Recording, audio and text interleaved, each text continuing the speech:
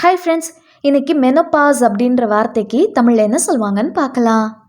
Menopause menopause இந்த வார்த்தைக்கு தமிழில் என்ன சொல்லுவாங்கன்னா மாதவிடாய் நிற்கும் காலம். மெனோபாஸ் கருமுட்டை நிற்கும் காலம். இன்னும் நல்லா புரிஞ்சுக்கிறதுக்காக 2 எக்ஸாம்பிள்ஸ் பார்க்கலாம். First example, menopause typically occurs in women between the ages of 45 and 55. மகப்பேறு நிறுத்தம் பொதுவாக 45 முதல் 55 வயதுக்கு இடைப்பட்ட பெண்களில் ஏற்படுகிறது. Second example, hot flashes are a common symptom of menopause.